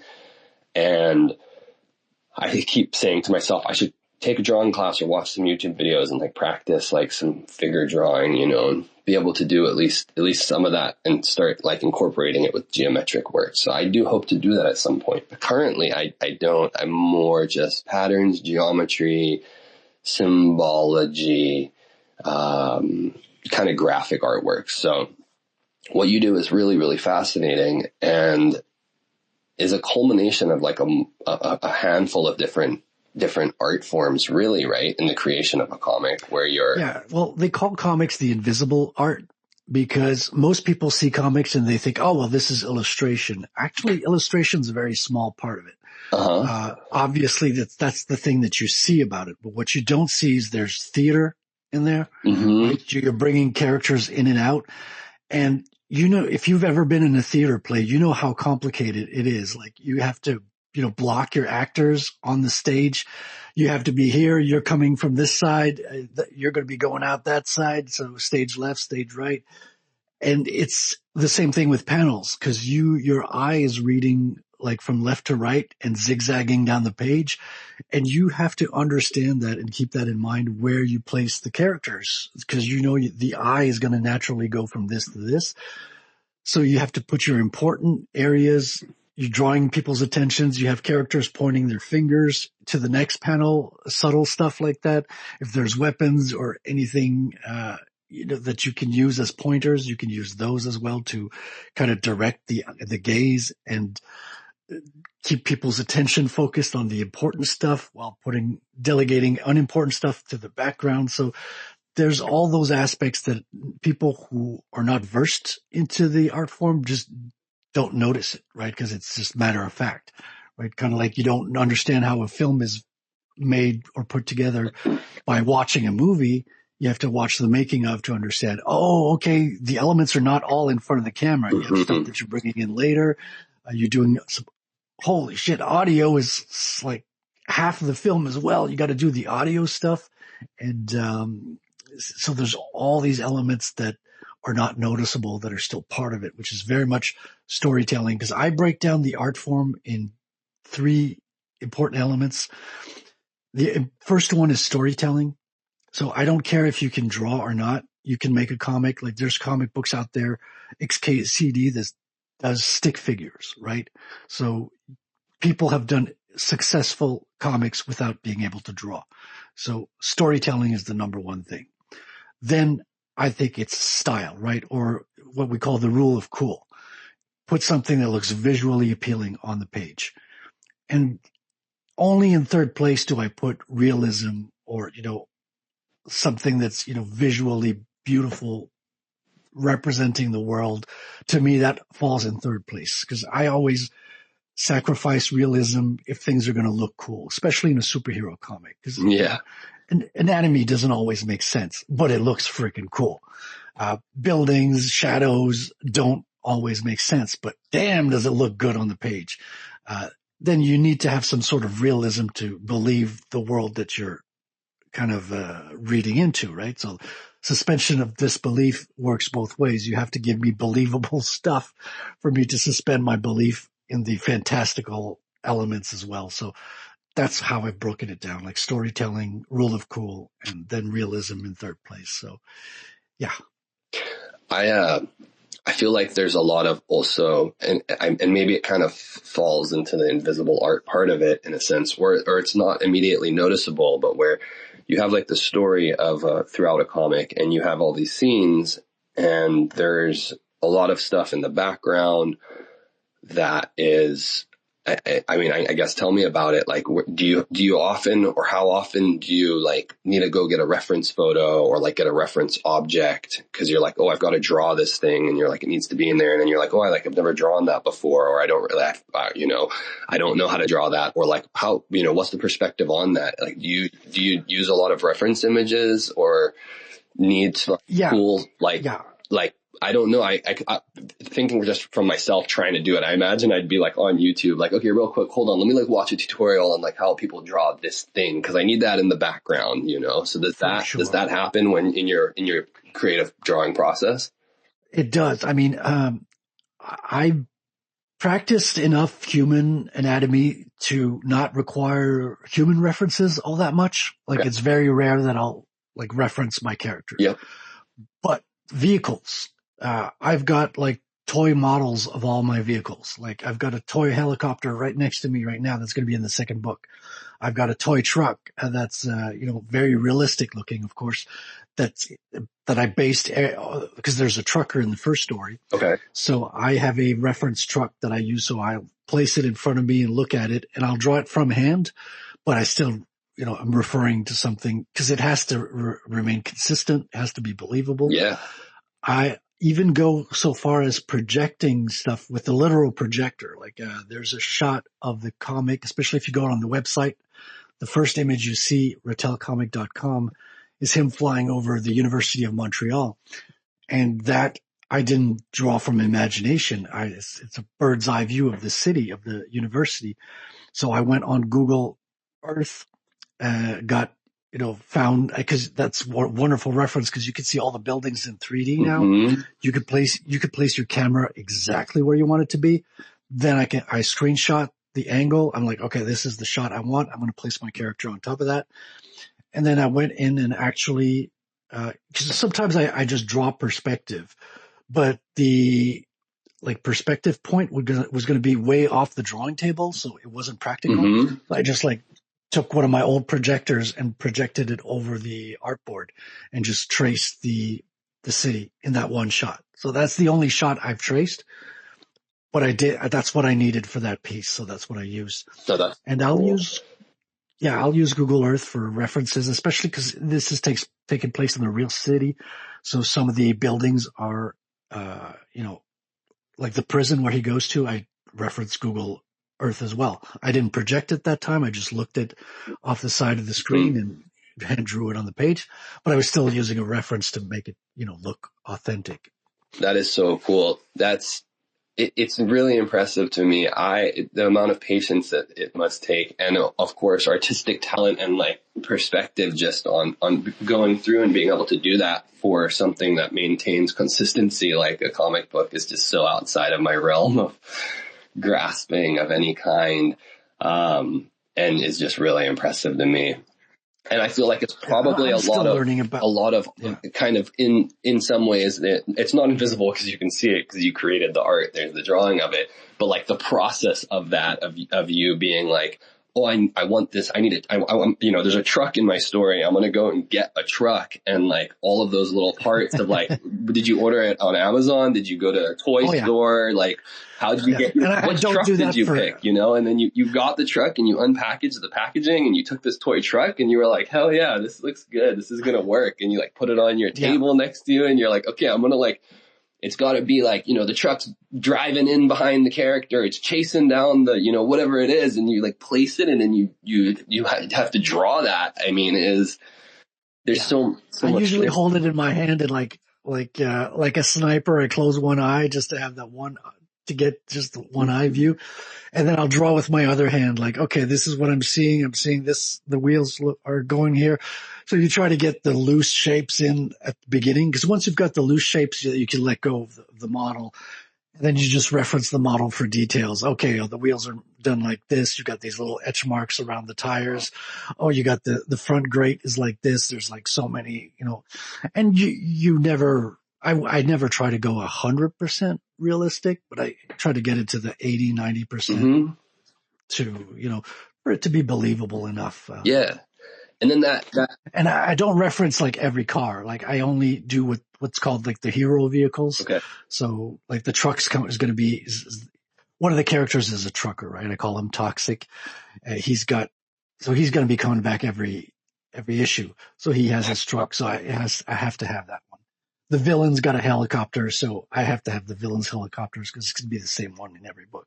So the hero's got a motorcycle, the one you see in the Akira theme drawing on my Twitter. So I got that vehicle as well. So I just get the hero stuff that's going to be coming back every issue. Yeah. Is that truck going to maybe go on auction someday? Is there some way someone could get their hands on that truck? You know what? I never thought of doing that. Maybe if we get enough traction. That's awesome. Who knows where it takes us? Because right now I'm just trying to get people to learn about the project, right? Yeah. I'm just trying to sell the issue 1. And so sometimes it feels like an uphill battle, but people are so receptive. When I do get to showing people in conferences or have these conversations, people are very receptive and very interested in the project. So I'm just very patient. I know this is a long game, and I know, it's something that you have to work a long time before you get enough people kind of like hooked on your story and into the world. So yeah. Yeah, the Bitcoin art space is interesting, and it definitely takes time, and it's still so small right now. Even, with Bitcoin Art Magazine, I mean, I've curating it and putting it together. I've been blessed with getting to, I think getting accelerant from, all of the artists within, right? And their supporters and their collectors and everything. So that's been it has made it a lot easier in some ways than, when it's your own art. I mean, the Bitcoin art's tough, man. It's really, really tough. It's really interesting. I feel like it's a strong community, and I feel like it has a lot of potential, but it's like, I mean, dude, right after the recent price dump, I was getting orders for the magazine, every day. It was going pretty good, pre-orders. And I was like, oh my gosh, this is feeling really successful right now. And then the price dump, and it just was just went dead, nothing, nobody. And I'm just oh, gulp, okay, I gotta keep going though. And thinking about it, and just thinking about, it feels like being a Bitcoiner right now. It feels like it's so such a big thing, and it is in so many ways. And it's gone mainstream. People are buying ETFs and stuff, and then yet so many people, you go outside and they just have no idea what Bitcoin is. They heard it one time on the news still, and so it's just this interesting place that I feel like we're in Bitcoin art, in Bitcoin adoption. And so I'm hoping through the magazine channel to help to just help uplift and boost all of the artists and art and creative projects that are happening in and around Bitcoin. Oh yeah, that's going to help a lot, because when you recognize a piece of artwork or an artist, you're much more inclined to commit. And especially when the price goes back up, right? People are going to want to decorate their walls, and they're going to want to have something to show to their Bitcoin friends that they're going to resonate with and recognize. It's everybody in bull Bitcoin has a Matex. You know what I mean?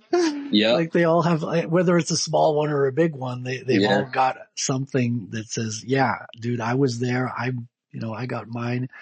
So the people are proud to show off the history and culture, because Bitcoin it's not just a finite thing. It's a journey we're going on. Like, especially when you've been in it for years, you're like, okay, I remember there's memes from 17, there's memes from, 21, there's memes from this cycle, and you resonate with those. And it's the same with culture. You got your t-shirts, you got your paraphernalia, you got your card games, your books, so those are memorabilia from the past that are going to be part of your culture at some point. So yeah.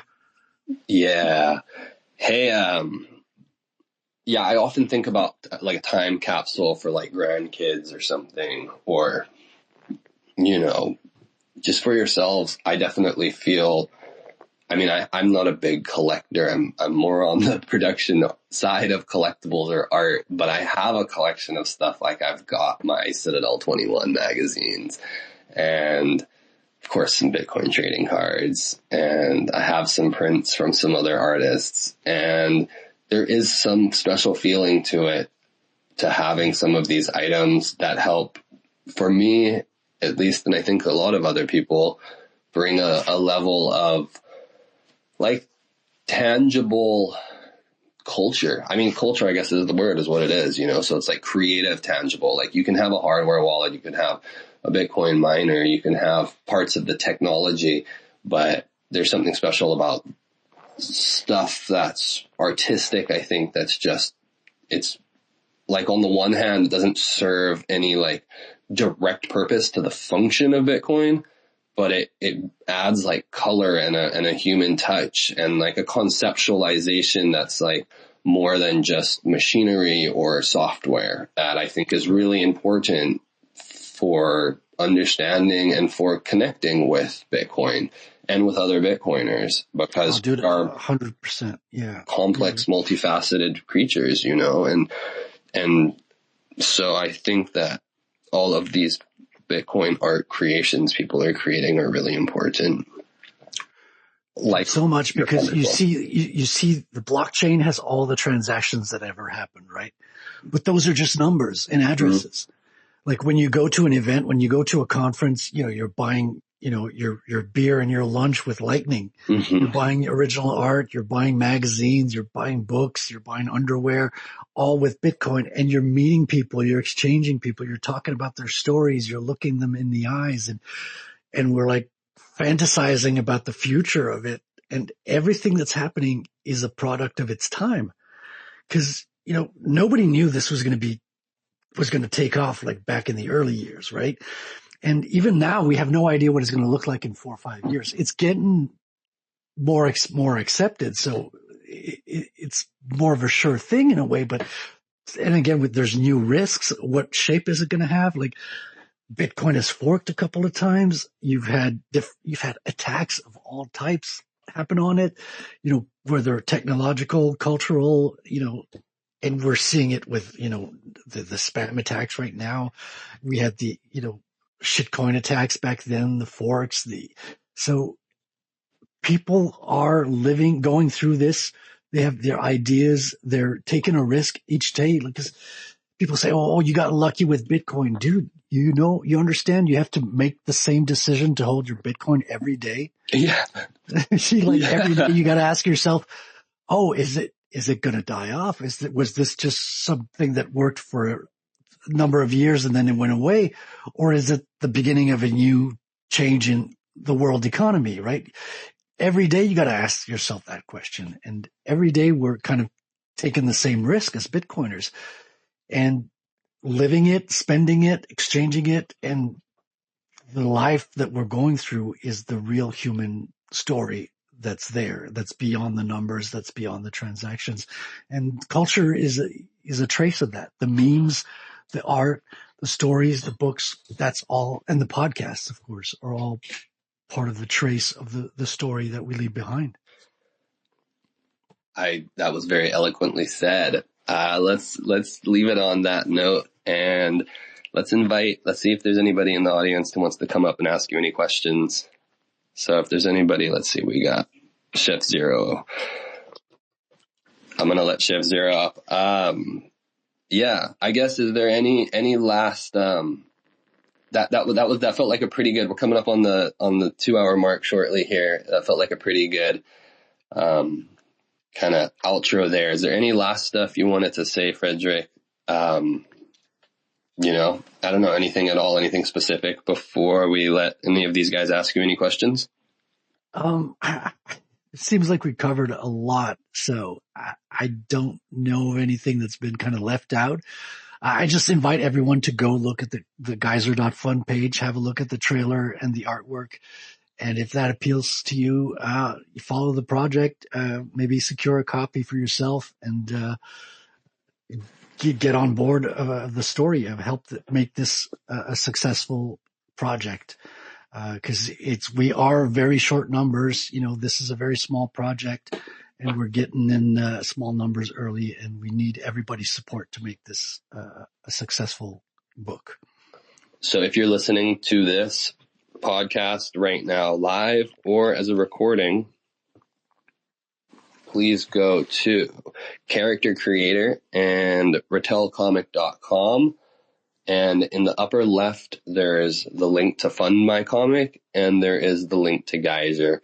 So whether you want to pick up a copy with Bitcoin or with fiat, go head on over there and grab yourself a copy of the first edition of Ratel. And one thing I forgot to mention that you asked earlier was, when is this comic going to be coming out? So all the artwork's done in terms of black and white. I'm getting like the final pages in color this week. So I'm going to be doing pre-press in the early part of next year. And I think it's going to be in people's hands around March.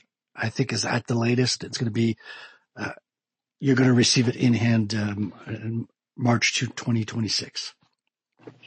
I'm very excited for this. Thank you. Yeah.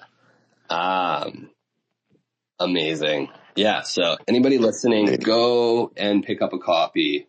It is, I'm looking right now. It's $21. So I know that you can barely get a sandwich anywhere in the US for $21. So,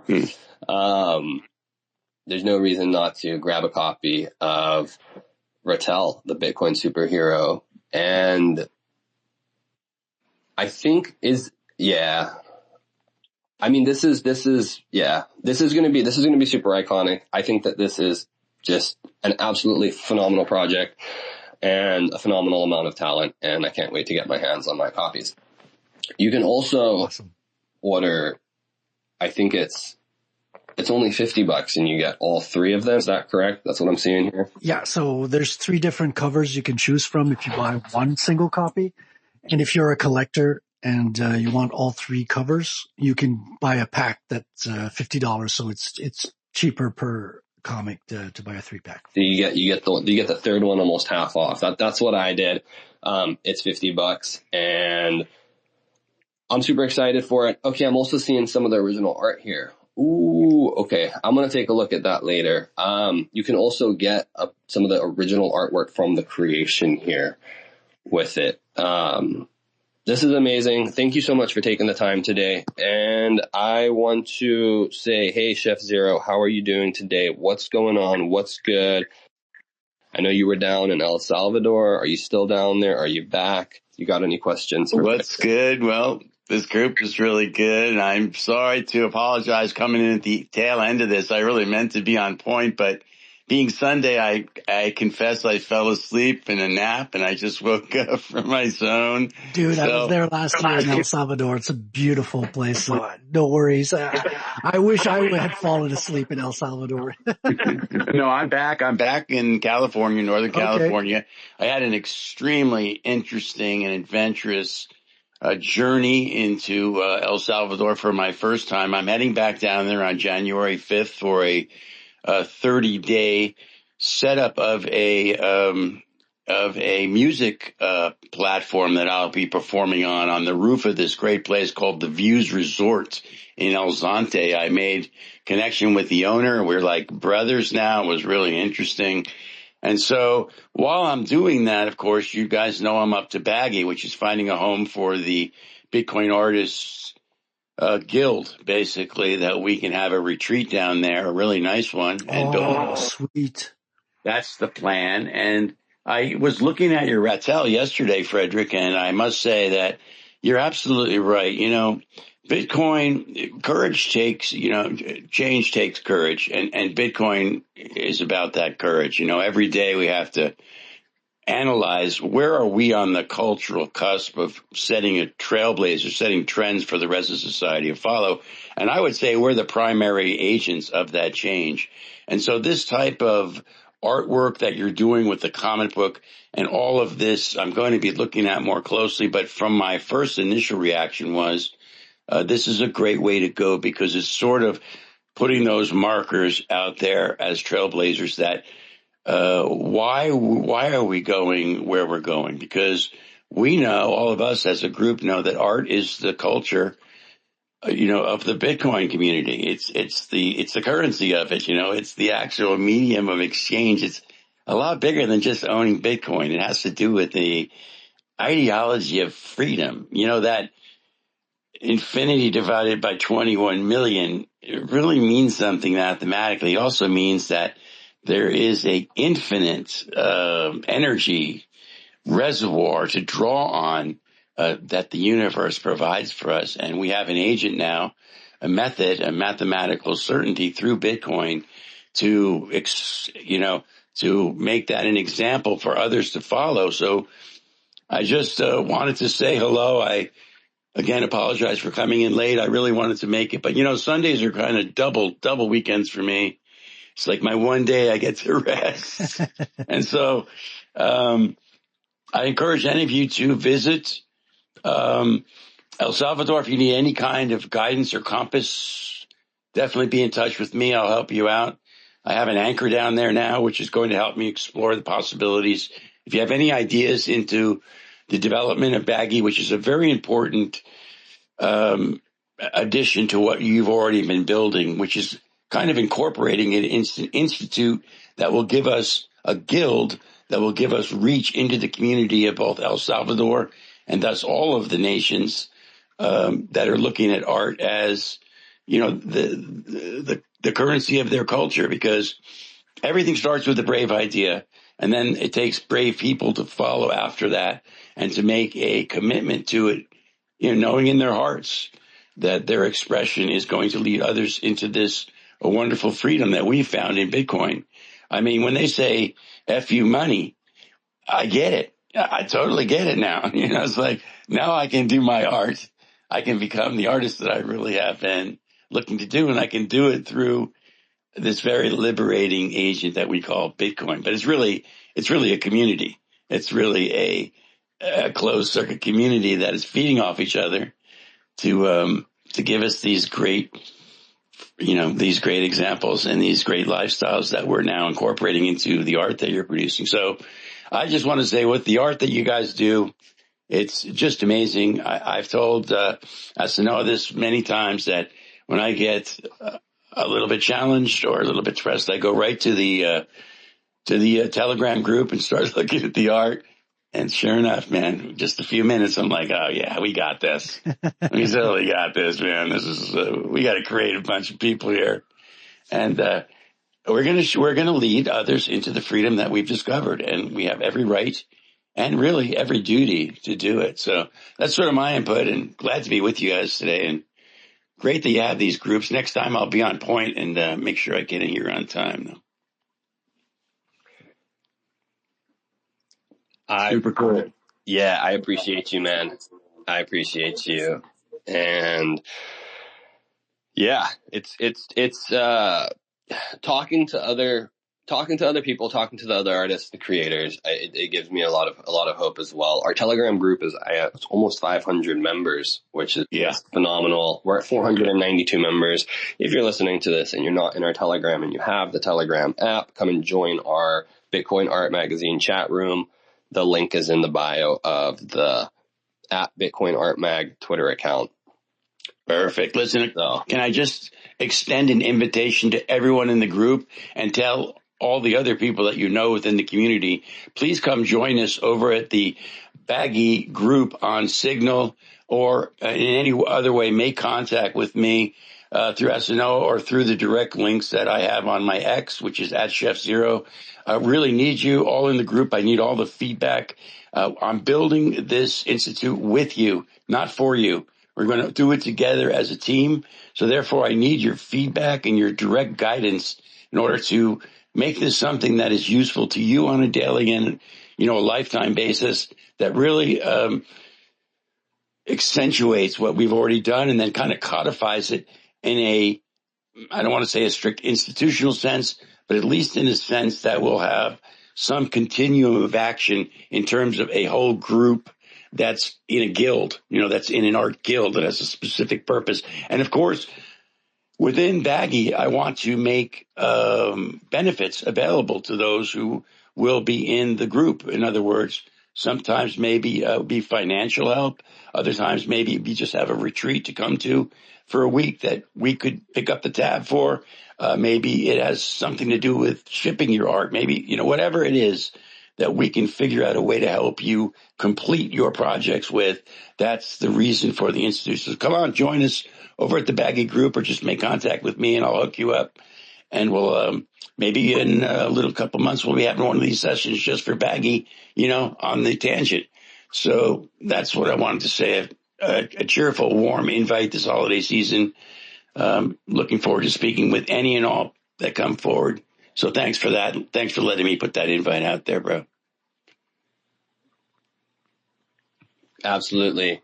Shoot Chef Zero a DM. He is working on Bitcoin Art Guild Institute. And so we'll see. Go hit him up to see what's cooking there. We're at 1:02 p.m. Pacific time. And today we have had Frederic Guimont. Tell me how to say it again. That's right, Guimont. Guimont. Yeah. Fred McGee, And how and the Frederic, how is the Frederic pronounced? Frederic. Frederic Guimont. Yes. Character creator. That's character. That's with no E before the R at the end. And that's with both words. On both words. Character creator on Twitter. And up in the nest is some links to his profile and the Geyser campaign.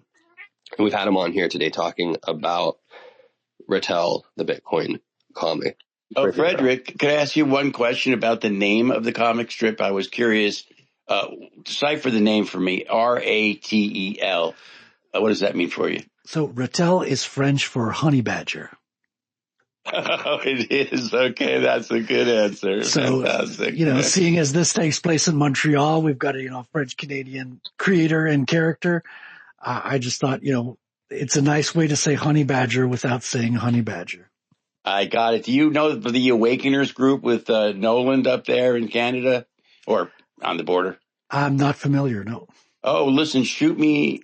I'll send it over to you. There's an Awakeners group we have every day of the week, and it's from 2 hours in the morning, and it's kind of a humorous look at the fake news and all the bullshit we have to deal with and decipher from all of the agents that don't want us to be successful because of their own self-greed and their own self-avarice.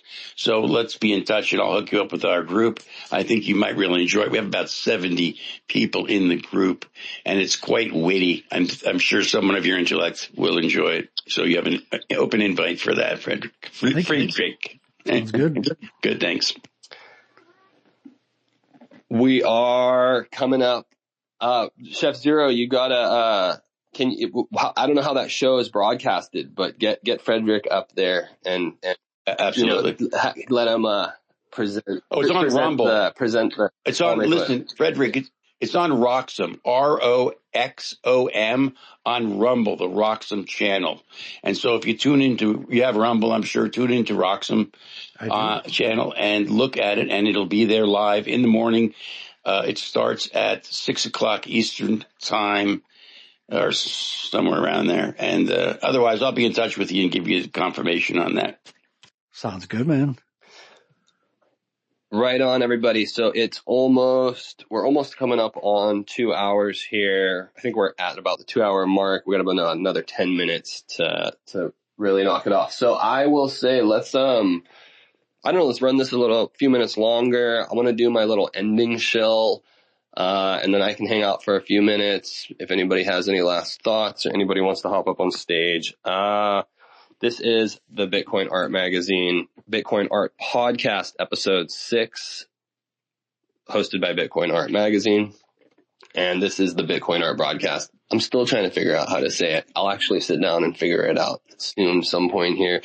But you can find our current live shows at bitcoinartbroadcast.com. And then we have I made a dedicated Twitter account. That's Bitcoin Art Cast. And that's where I will keep the pinned tweet as like next upcoming show, and then retweet and creating a little bit of an archive of all the past shows recordings so you can go back and listen to them. I will be balancing audio on the recordings and uploading them probably to Fountain and Rumble and something Nostr based as well. Still working that out. Shout out to all of our sponsors, all of our patrons, and all of the artists in the Bitcoin Art Magazine that help make this a reality and make this possible. Shout out to all of the Bitcoin artists and creators out there making beautiful and wonderful creations such as Frederic. And yeah, I think that's about it. I wish you all a wonderful Sunday, and I'm grateful to anybody who's taken the time to sit here with us. I'm going to shout out the audience: Acme Beats, Haiku, Ariel Birdie, Kisa, the real Bitcoin Jesus, Satoshi himself, P Free, Raymond, and OG Foreigner BTC. And of course, Chef Zero. Thank you all for spending your precious Sunday time with us here today. And I'm grateful to each and every one of you.